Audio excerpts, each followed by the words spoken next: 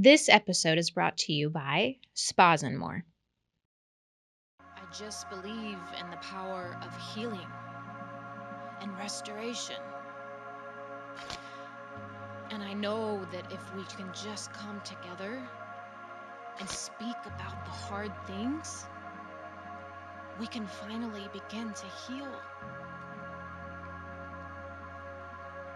So, this is where we heal. Welcome to another episode of This Is Where We Heal. Today I have a fun guest with us. You have probably heard of the show Farmer Wants a Wife. Farmer Wants a Wife. I swear I've seen it. I actually watched the first season that you were in, and that is why I have our guest on today. He was on the first season of Farmer Wants a Wife. I actually knew who he was before that, and I was like, wait a minute, that guy looks really familiar. What is going on right now? And then I reached out to him. It's been like a year or two ago. Yeah. And we just started chit-chatting about it, and I decided to finally bring him on to talk about it because, as you know, I love to talk about love, romance, all the fun things, and he has first-hand insight to what that really means and looks like on television, but also in real life. So we're going to talk about all the fun things today. Without further ado, I have today with me Ty Ferrell, and like I said, you probably recognize him from Farmer Wants a Wife. Yeah, thanks for having me. Does Farmer want a wife? Yeah, it's been a minute since we filmed the show for my season. Actually, it was season 2. Okay. It's just they just started filming season 4. I think I saw the other day, but it's crazy how time flies when you do something like that. And you can look back. It's almost like each year's an anniversary, but then you get to see a whole new group of people come through and do it as well, and you're like, good luck. Yeah, exactly. Famous words, good luck. Mm-hmm. So when that show was presented to you, was it like something you found, or did they reach out to you? Actually, it was, they had reached out, casting had reached out to somebody, a good friend. She was like a Western fashion influencer. Mm-hmm. And they were like, do you know any cowboys that would be good for this show? And she's like, yeah, you need to call this guy. And it just happened so fast. That was like late one night. And the next morning I was on the phone with the casting people from LA. And that afternoon I did a Zoom call, which turned into my my casting interview that they used through the whole process. That's crazy how quickly that happened. Yeah. So how long was it from that point till because they actually filmed the entire thing on your property, right? Correct. Yeah. We do, there's 4 of us and we all have our own storyline, Mm-hmm. but we all come together for certain different events. The first one being where we meet everybody, like meet the other guys, and then also meet the ladies that are there. Yeah. But other than that, it takes place at our house. That's the biggest reason why I did the show. Yeah. You see a lot of the TV shows and they're all fairy tales. Mm-hmm. Well, this show, the ladies come to your house and they get to live life and experience it. And I thought, well, what a better way to introduce them. Yeah, to bring somebody to see if they, want to be here, which where I'm at, Sykes, Missouri. And so it's just a little town. There's not much to do. There's not much going on. I mean, it's home, but it's a lot different for, a city lady that might come down there and be like, Never yeah, mind. where do I go shop? Where do I get my coffee? Where do I do these things? I mean, that is a good way to like kind of audit people. Like, hey, is this going to work for you or not? Because this is it. Yep. This is what we got. We're farming. Yeah. We got cows. We got horses. We got land. Like, if this ain't your lifestyle, and they say, like within the show, that's kind of what they want. But once somebody gets there and gets to experience it, they realize like, this is all right, or they just realize it's not for them. Do you think that, and this might be, maybe you can't say this, but do you think that the women that came on the show or go on to the show were actually looking for love? A handful of them were. Yeah. I believe that for sure. I can see things like the way they cast now that maybe they're still there a little bit, but it sure looks a little different. I know things have changed within the whole process. And, when it all comes down to it, a TV show is what it's all about, is ratings. Yeah. And I guess they're doing well enough to keep on, keep trucking, bringing farmers out in the light, or so-called farmers, I guess. Did you find love on the show? I already had the love of my life, my little girl. So I guess, did I find it in the dynamic of the TV show? No, I didn't. It was the ladies that came, that were presented to me in casting. There were a bunch of lovely ladies, but it just wasn't the right fit. Oh, and did you feel that pretty quickly? Yeah, I actually did. You make such a strong bond with everybody. You have a friendship. You have this tight group of people between cast and crew that you create this trauma bond because nobody else knows what it's really like to be on that or in that experience together. and they're the only people that you can really share anything with. Wow. To a certain extent, it's not like I can just hang out with the ladies and we're just, Yeah. doing everything all day during, when we're filming. It's Yeah. I'm doing something and they may be doing something, and there's the separation. But then, like I said, it's different. People just really don't understand what it's like to be on a reality TV show. They think, oh, it's TV, it's fun, it's got to be a great experience, and it was all of that. Yeah. But you just don't realize how taxing it is. Well, and I would think with the intention of finding the love of your life, like I don't know how like with so many cameras, with people literally you're mic'd up all day, like I don't know how I could fall in love with all of the distractions. Yeah. You know what I mean? Even if the love of my life was like the person that was being presented, I feel like with all the stuff going on, I wouldn't even be able to like melt into that, you know? Yeah, I definitely think it takes a certain feel, or like for somebody to know that they want to do it. Yeah. And then, even in my season, Brandon, one of my good buddies now, he had his first date, their solo date together. It was just like this, but you've got 20 people standing around you, and she just froze up, and it just really just kind of shattered everything right there. Oh, wow. Didn't really give it a fair shake, but everything happens for a reason. But yeah, it's some people can handle it, and then some people it just kind of it gets them. Yeah, I could totally see that. So if you had to choose between finding love on television or just in real life on your own, what would you choose? If you had to do it again, and they were like, here, you can find the love of your life on your own, or you can find it on this show that we're going to present to you again. Well, I mean, I guess, who knows? Would I do it again? Yeah, because you know what it's like, and you kind of know how to navigate certain situations and the understanding of it. Really what I just would like is just something natural, just a natural connection with anybody. Yeah. That's, that just gives you that feel of, I want to be with them. I want to share my day with them. I want to hang out. I want to go experience things together. That's what it's all about. That is what it's all about. Amen. Yeah. Good answer on that. So let's go beyond the show, because obviously that's just a tiny, tiny tidbit of your life. Like it really, and that was just in the last few years. So who was Ty Ferrell before the show? Yeah, so I grew up operating heavy equipment, family business. That's literally when I was, just a little bitty guy. I was on this equipment and doing that my whole life. And then the last few years, I started doing catastrophe insurance adjusting. But beyond all that, I've always been a cowboy. My dad had me on a horse when I was just a little bitty guy. I think the story goes I was like 2 years old or something maybe, and riding my pony in the parade, and somebody called my mom. Was like, "Hey, Ty's out there riding the parade." She's like, "Yeah, he's with his dad." And they're like, "No, he's riding his horse by himself." So it's been a part of me my whole life, the cowboy part. But also there's that part of me that wants to see the world and go do things other than just be on horseback. And I've got my little girl. She's 14 now. She was just turned, I think. Well, she just turned 12 whenever we did the show. Aww. So she was a big part of it. And, she was super excited, just as much as I was, thinking that it would, hopefully work out. Yeah. She was really excited. Yeah. And, it was a good part of it. But, most and foremost, like, I'm just a guy that lives at home and hangs out. I enjoy life. I enjoy my time with my daughter. I like to travel and see and do things, and just everything that life has to offer, really. And ladies, he is still a single bachelor. just throwing that out there. You can find him on Instagram. He's got so many women love a cowboy. Let's just face it. We love a cowboy. Like I don't care if you're a city girl or a country girl or in between. Like there's something about a man that's willing to get his hands dirty. Something about it's like in your DNA, like as a woman, to just like a man who can round up a horse and a cow and I don't know. There's something to that. Do you feel like our culture is shifting away from that sort of masculinity? I think, to be honest, I hear this conversation a lot nowadays, and you hear a lot of women saying, like, these men aren't masculine. And I'm sure there's a lot of truth to it, just to the same thing as, like, being a man, there's certain women that, I'm attracted to, and there's certain women that I'm not. So everybody has their own story, what they attract and what they see and what they do. And, mine's different from the next person, and, your story's different from, maybe a lot of ladies that you know. Yeah. And I just think that to generalize, something like that, it makes for, I guess, a good story. Yeah. And a lot of women could get behind that. I'm sure a lot of men could get behind a certain story as well.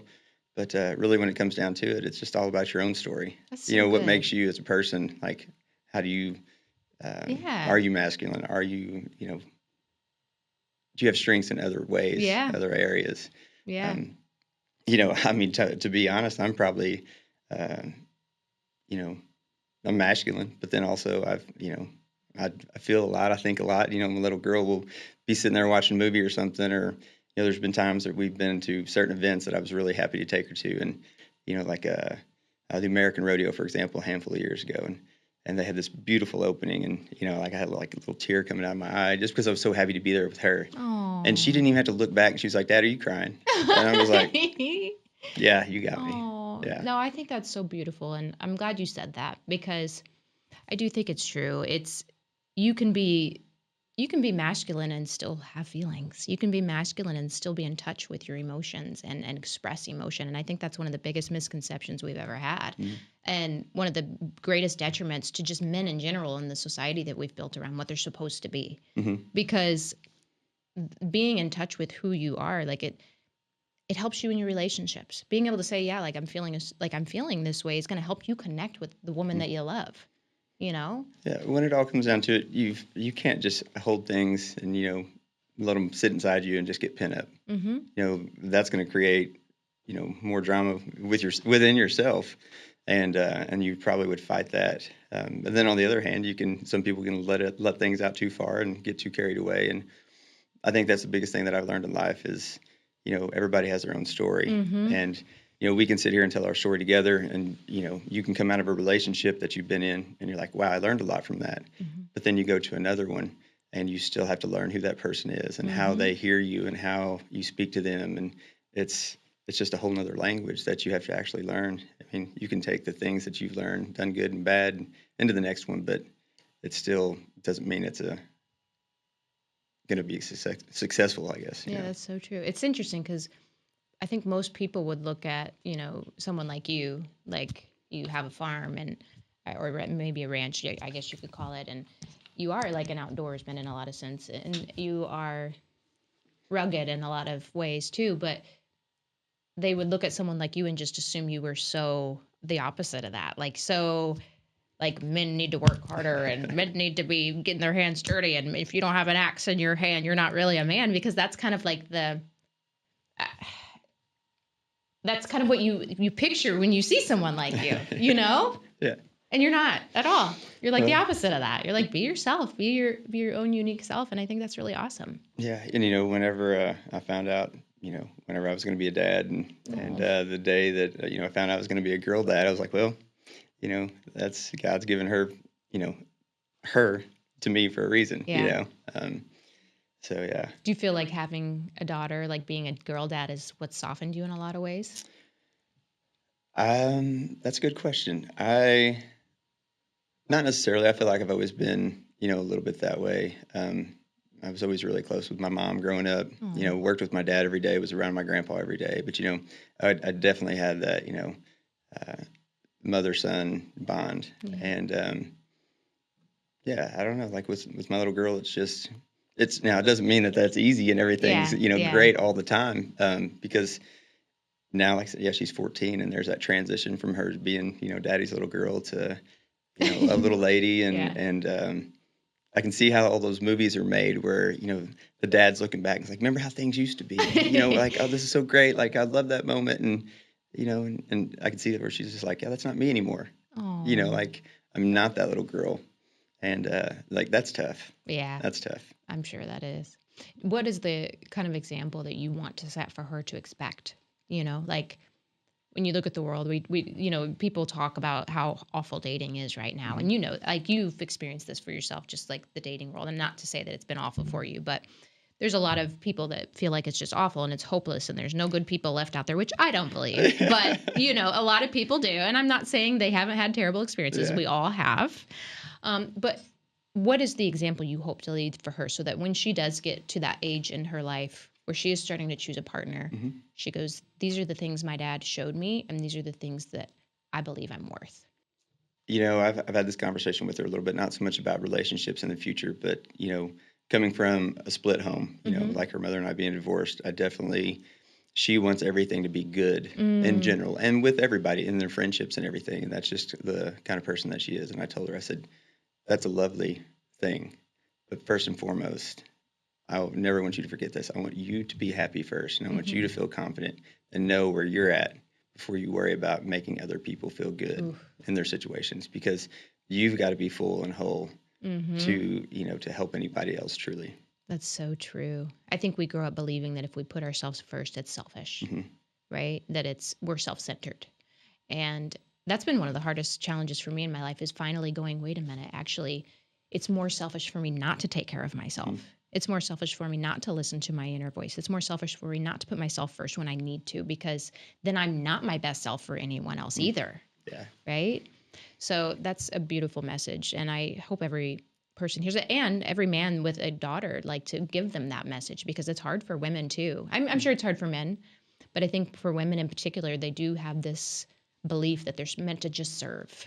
They're meant to serve everyone else and kind of abandon themselves to make sure everyone else is okay, which I'm sure you have your own take on that as a man too. But yeah, like I said, it's the one thing that I learned, that I took away from that show, to go back to that a little bit, is you live a life and then you get to watch it back, and then people get to see you.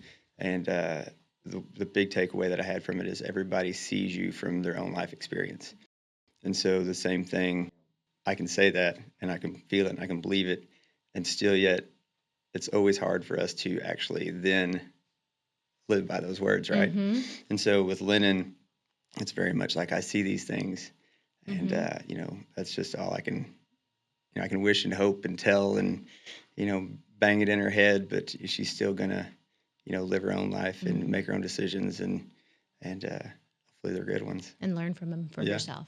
We all actually learn the hard way. Yep. And that's really how I teach her. I said, here's the things. You're gonna do this, you can do that, and trust me, I get it. I've been your age. Like I've done the things, and I've lied, and I've been there. Yeah. But here's the thing that you got to know. You can do all that, but there's always going to be consequences. And you're going to have to, whatever you do, you're going to have to realize that it could be good or it could be bad. That's so true. Man, that's good. That's a life lesson right there. Not even just as a teenager. Yeah. Like, if we only learned that sooner, right, in life, I wish I had.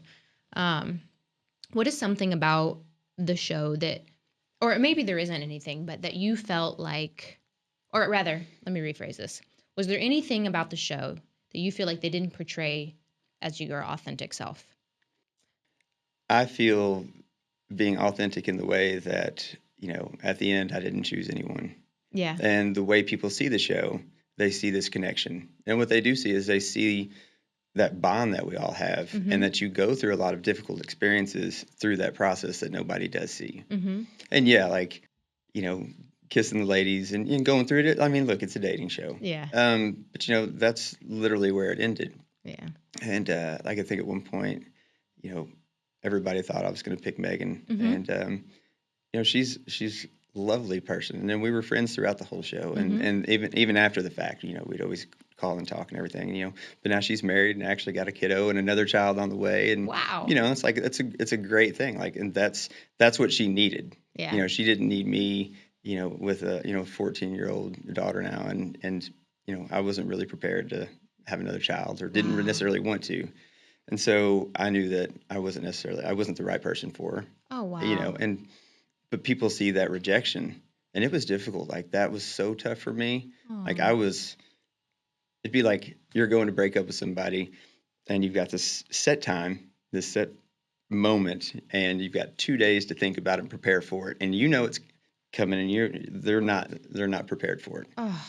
And like, it was like I almost looked emotionless, I felt like, and it was because I had lived those emotions over and over for like the 2 days.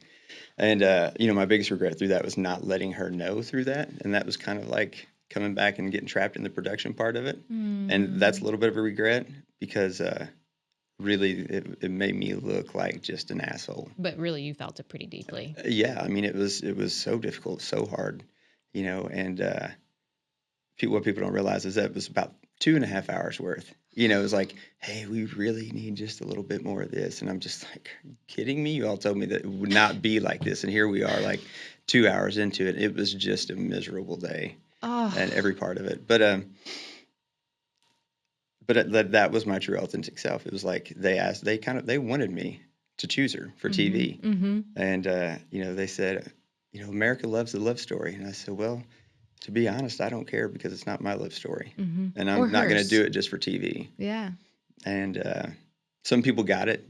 They understood it. And they're like, good for you for being that way and being honest. And then other people, like I said, through their eyes and their own life experiences were like, wow, you're just an a-hole. And why would you do that? And you let her on. And it was just like, well, you really don't know the whole situation. Let her on. I mean, the whole point is to figure out if there's a bond there, if it makes sense, or if the alignment is there with someone that's dating, right? Yeah, and on the, then they switched to her and, the emotion of her, in that moment, it was tough. Like, it was tough for me and they really connected with that. And so it made me the bad guy without, knowing the whole story. And that's where I think you go back into the masculinity thing with the men and women and all that. It's like, that's a very generalized statement. We really don't know everybody's story, what's going on. Now, it doesn't mean that there isn't a lot of issues with that in the first place, but you just don't really know everybody's own story. That's true. And, I think what's really important, though, and this is I hope any men listening to this show right now will hear this, is that you can really care for someone and also know that as much as I care for you, I'm not the right person for you. And if you know that, it is better to let that person go. Yeah. It is, because ultimately you're stealing the life from them that they deserve. If you know that you're not on the same path, or you're not aligned, or like you said, she has children now, and that wasn't something you wanted. Yeah. So you would have been keeping her from that. That would have been the selfish thing to do. That's what would have actually made you an asshole, by saying, oh yeah, absolutely choose you. Let's do this. Even though I know you want kids desperately and I don't want them at all. Let's just choose this problem that will always be there, and then we'll both be unhappy. And so I think that's actually really brave and says a lot about who you are as a person, that you were able to do that even though it was hard. And in front of America. In front of America, because you had to do that in front of everyone and then feel like you looked like the bad guy when you were actually doing the right thing. Yeah, and it was so funny because, through production, like the producer and everything, like that was the last thing that I wanted to be. Yeah. It was the a-hole on TV. Yeah. And ultimately I gave them, a moment that, it made me that way. And it was just like, okay, whatever, but I did the show to find somebody, and it didn't work out, and I wasn't gonna pretend. Yeah, I wasn't gonna pretend for TV. Yeah. I wasn't gonna do it for followers and all the things. Like, I wasn't gonna even tell her in that moment, yes, here we are, and then like later on be like, they convinced me to do it for TV. I think you're a great person. Like, no, like that. How dirty would that have felt? Yeah, you would have you would have carried that with you. Yeah. Because you knew that's not who you were. Which is way worse. Yeah, than making something look good on television. I guess I'd rather be an asshole and be truthful about it than I would be a nice guy and just be lying about it. Yeah. What is it, the quote they say that harsh truth is better than a pretty lie? Yeah, right. Or something along those lines, but it's really true. Right. And my sister always says, she's a therapist, she always says, honesty is kindness. And I love that because it's true. Yeah, and those are the most difficult moments. Yeah. Nobody wants to hurt anybody. Yeah. And that's the biggest thing. And it was tough. Let's take a quick break for me to tell you about Simply Wurth It, a clinic of trusted nurse practitioners who are focused on personal weight management, optimizing your health, and working with what your body needs to build confidence through safe and effective medical solutions. Simply Wurth It is different than all the rest because they only hire nurse practitioners, not just medical assistants or nurses. With these skilled practitioners, they are able to provide a safer, more specialized service to get you to your specific goals. They have 3 locations that are going to serve you in Wentzville, St. Peters, and South County. Visit simplyworthit.com. That's Simply Wurth It, WURTH it.com. to set up your new patient consultation today. I remember being on, I got asked to be on a show as well. I don't think it ever aired or anything, but the narrative that they were building around whatever story they had for me in their mind, because they kind of want to steer you a certain way, right? They have the idea of what they want you to fulfill. And I just remembered thinking I can't, can't go on a show and say all these things. Like, I can't say they're not true. Yeah. And they're not true of who I am or who I want to be seen as. And I remember telling one of the casting directors in one of my interviews, I was like, hey, like, I'm going to be honest, like, I'm not going to say those things. I can't say those things about, this certain person and television. And if that means that you guys don't want to keep interviewing me, that's fine. And she was like, okay, thanks for letting us know. And that was it. Yeah. And I was like, wow, like they are so like narrowed in on, we're creating this story. You're either going to fill that role or you're not. And if you can't, we're not going to have you on the show. Yeah. I was like, say less. Yeah. I had one little moment like that, where they're cutting to a scene or they cut and, like where they have little voiceovers and, we kind of do those fill-ins at certain different points, and they asked me at one time, they were like, hey, we need you to kind of like, here's the situation, we need you to kind of fill in like this. And I was like, well, okay. Then they kind of gave me a line, and I was like, I'm not saying that. They're like, what do you mean? I was like, because that didn't happen, and it sounds like I'm throwing her under the bus or something. I was like, I'm not going to do it. Like, that's not what happened. So you can figure out what you're going to do with that story, but I'm not going to be a part of it. Mm-hmm. I'm sure how did they respond? I mean, I think that's one of the little things that they didn't care about making me the bad guy in the end, because I wasn't just, I did the little things through the show that, that should be done. Right? Yeah. Like, but I wasn't going to do the things that weren't right or didn't happen. Those writers hate a nonconformist. They do. They're like, somebody, they hate that. But I think that's really beautiful. That's probably why I think you have, honestly, even though you feel like maybe you were shown to be an asshole, but how you've gone over so well is because you are true to yourself. You are authentic and you are honest, and you do display that on your social media and everything too, which I think is really important, and people can see that even if, they watch you on a show and they paint you a certain way, like your true character always shines in the end, Hopefully. I believe it does. Well, it's one of those things, like with everything, you can make so many people happy, and other people just aren't going to be. So that's the whole thing. Like, that's the whole point. Just do you, I guess. Do you have any regrets from doing the show? Nah. Not at all. No. It was something that, like I said, that came to me, and I'd actually turned down another opportunity years and years and years ago, and this happened again, and I was like, yeah, maybe this is it. And even though I didn't find ultimately what I did it for, like the guys, we're so tight and talk all the time, and it's just fun to share that experience. And then also too, like to see, you get people or messages like, hey, am I possibly going on that show, or what do you think? What about this and what about that? And just like, it's nothing like you'll expect.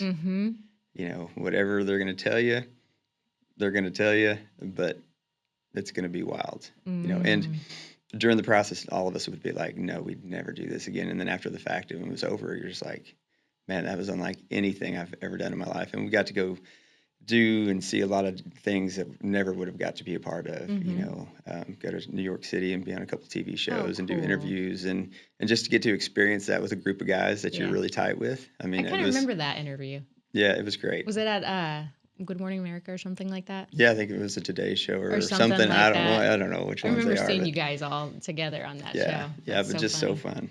Yeah, what an experience, though. Yeah, I think that's the beauty of saying yes to opportunities. Even if you're not sure what they turn out like, it's just being able to go, you know what? Something good will come from this. Yeah, It may not turn out the way I hoped. Farmer may not find a wife. Yeah. But Farmer will find 4 new friendships that he didn't have before that, and he'll get to see New York, and he'll get to experience all these other opportunities you would have never had otherwise. Yeah, and a lot of things that people don't even think about is like the crew. Like, they're all so talented. It might have been a reality show, but to them, or at least my crew, they really took a lot of pride in making it art and making things beautiful, and to get to watch them and see them, even the sound guys, the lighting guys, the camera guys, they were just really fun, to get to work with and see like how they make things come to life. True. I'm sure that was inspiring for you because you're a photographer too, and you do video as well, right? Yeah. So I'm sure that was very inspiring for you to be around people like that. Yeah. I got to pick their brains and talk about all the projects that they've done, and it's really cool, and it was really neat too because they all had their own kind of like specialized type things. That is cool. Drone operators, and then like the main camera and like the gimbals and stuff, and they were all doing it. So, Do you feel like the show taught you anything about love that you didn't already know? taught me about like now love that's a very generalized term. Like, Like love, like romantic love. romantic love. You know, I'll take it this way. I was the oldest on the show. I was the elder, by many years. Probably one of the older. I mean, look, I probably couldn't be too far off from like doing the Golden Bachelor. And here I was, 42, and Nathan, the youngest one on the show, he was 23. I mean, I could have been his dad, right? That's hilarious. And so he called me Silver Fox, and I called him Baby Fox. But it was, at times, it was really kind of fun to see, looking back and see him going through something that I was doing with him. Yeah. But then also the way he experienced it and how I probably would have the same way being that age. Yeah. And for what I took it and how it was, being 42 at the time was completely different. And, not that I was like, oh, here's what you need to do, or here's the life advice that you need, because, I mean, he's a very mature person in himself anyways. But it was just kind of fun to look back and see, that kind of process. So did I learn anything about love in a romantic context? No, but did I kind of get to see it take place, and unfold like in real life? Yeah. While filming reality TV? Yeah. Ultimately, like, that didn't work out for him, but still, like, it was a really fun experience. Well, it's also proof too, like, it doesn't matter how old you are. Mm-hmm. Like, we are wired for connection. We are wired for love. We are built for it. We'll always want to love someone and have someone to love us. And it really doesn't just disappear with age. Yeah. And I think that's important to remember too. People think they get married in their 20s and they get divorced. Like, I'll never find love. And I even kind of had that feeling when I got divorced, because I was 35 and I was like, it's too late for me now. 35 years old, and then it's like, wait a minute. No, like, you're never too old to find love. You're never too old to look for it, to hope for it. Like, it is all around us in a million ways, but you will always end up finding your person if that's what you really want. And that's okay. It doesn't matter if you're 60. Like, you see 6-year-olds fall in love, and it's the cutest thing in the world. It's like, love is just, there's no way to like refine it. It's just, it is what it is. It will always exist, and that desire will always be there, I think. What do you look for now? What do I look for? Yeah. That's a great question. Like, I probably need to get out more and do stuff. Just being in a little town, like, and just being at my house. I've, and not really because of the TV show. Like, I mean, I could walk around, like, not like I get recognized here or there, maybe, but like, some people are like, how's your life changed? And I'm like, it really hasn't, like, I'm still me. I still do the same things, but it's just, it's like, where do you go? What do you do? The reason why I did the show is because there's just not much around. And to get out, like, it's not like there's anywhere to go in town. And, it's not like you're going to go to a bar and meet somebody. Actually, we only have one bar in town, I think. And I don't even know if I've ever been there. And, but it's like, how do you meet people? And so what do you do? And I've had to make myself here lately just be like, all right, you got to go. You got to get out of the house and go do something other than just, little projects around. It's so true. I think a lot of people struggle with that too. You kind of just get into this like hopeless mindset of like, I'll never meet somebody. And it's like, well, maybe I could help myself. Yeah, maybe I could help myself meet someone by actually going where people are. Yeah. Yeah, it's like, what am I doing for me? Like, if I want that situation to happen, like, what am I doing? If I'm sitting here just hanging out, even though I'm content enjoying myself, it's like, that's still not going to happen. Yeah. So you got to put yourself in, the right place for success, I guess, regardless of what it is. I firmly believe that when you start saying yes to like the true call on your life, like you start doing the things that you feel passionate about and that you love, and you put yourself out there, that person does come, right? When you are living your best, when you're in alignment with who you're meant to be, I think the person comes into your life then. And I've heard of people meeting their person in the craziest random ways, like in an elevator, and then they're married for 30 years, or they met him on an airplane. Like, my aunt and uncle, that happened to them, right? Really? Like, yeah, absolutely. It's like, as long as you just live, just live your life, like do the things you love to do, and focus less on who will I meet, when will I meet it, and more on just being grateful for what comes with that. I just think that person comes in at that point in our lives. Yeah, and you hit the word, like on the head right there. This summer, there wasn't a lot of work in the catastrophe, job market, I guess, which is good for a lot of people. But, bad for the bank account. But so I started playing a lot of golf, just to learn to try to do something and kind of get good at it. And one day I was sitting out there and it was kind of hot, like I don't care how hot it gets, and wasn't playing very good. And I was like, I've spent all this time this summer trying to get better at this and doing this, and I just suck. And I was just like so mad, and then like I'd realized that I'd kind of taken that attitude, through a lot of different things through the summer, and it was just like, this sucks and that sucks. And I was sitting there, I was like, you've got a pretty great life. You're actually sitting out here, mid-afternoon on a weekday playing golf. Then you're sitting here talking about how that sucks.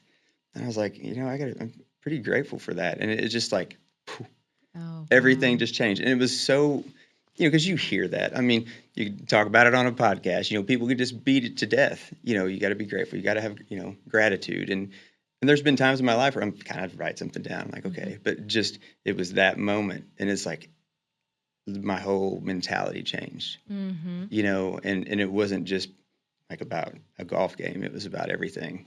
It was about being grateful for, the time that I have with my kiddo, the work that I have had, the ability to even learn to try to do something new. And it didn't matter. It didn't matter what it is or the situation. It was just like, I was just pretty grateful for it. I love that. Makes me think of like the people in life where you're like, they'd have every reason to give up. Like what's that? There's a guy, his name's Nick, and I can't remember his last name. He has no arms or legs, and he's a motivational speaker. He speaks all over the world. And it's just like, he made a choice. This is where I'm at, and I'm grateful for what I have the ability to do. I'll use my voice. If I don't have arms or legs, I'm going to use my voice to inspire people by living a life where I don't just give up on myself.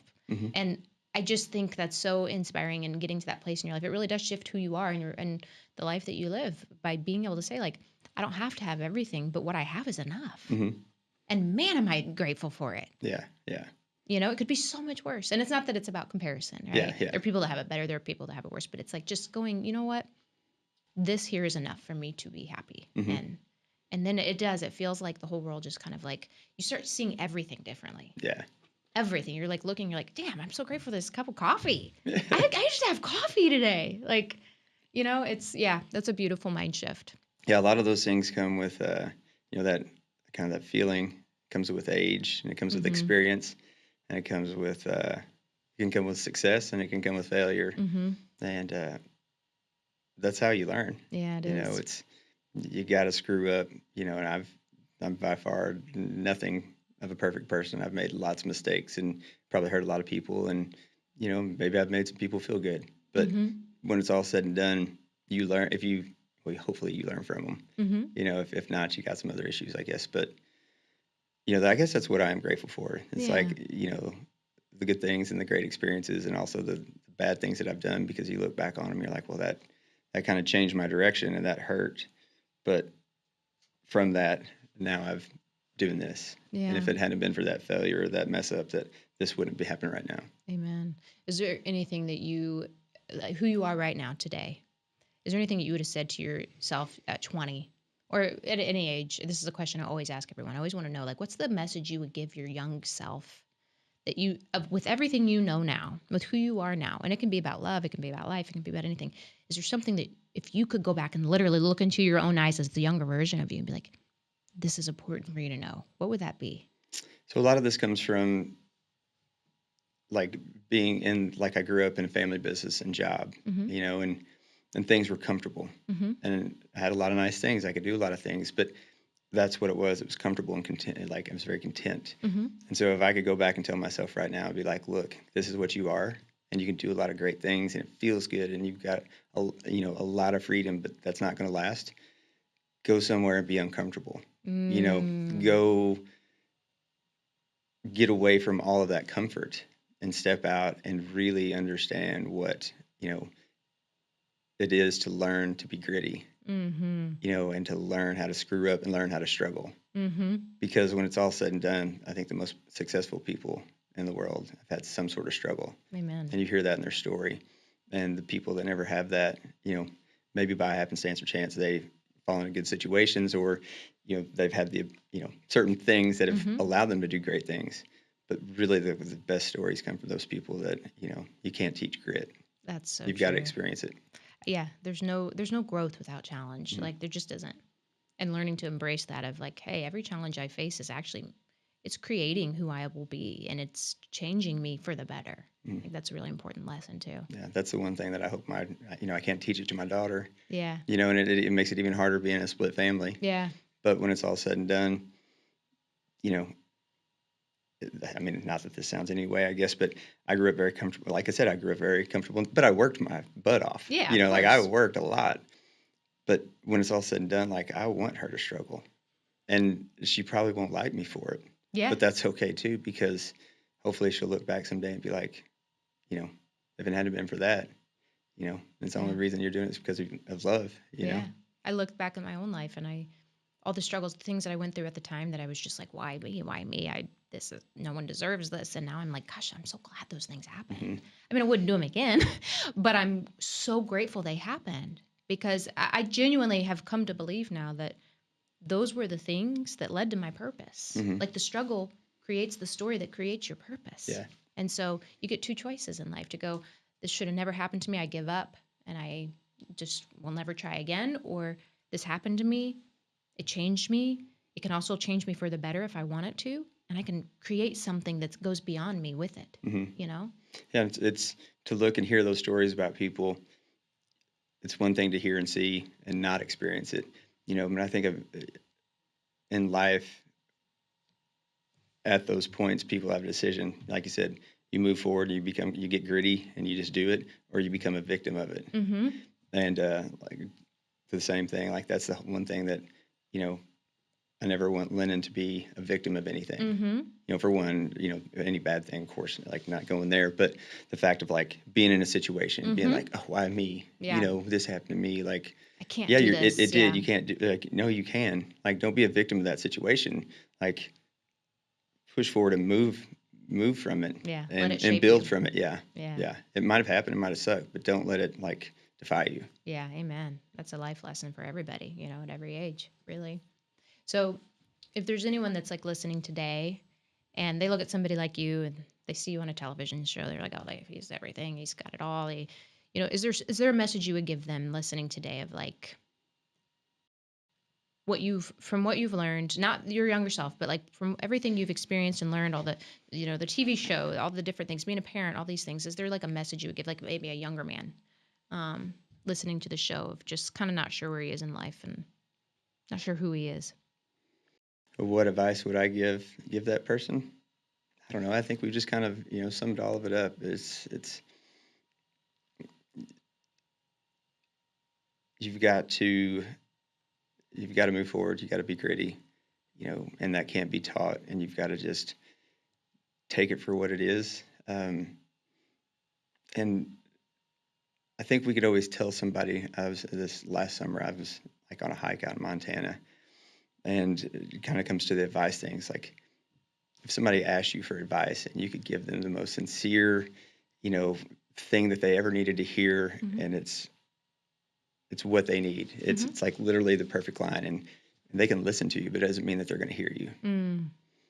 They've still got to interpret that and take it for what it is and live it, right? And so, yeah, you just got to live your own life. You got to, figure out what you want.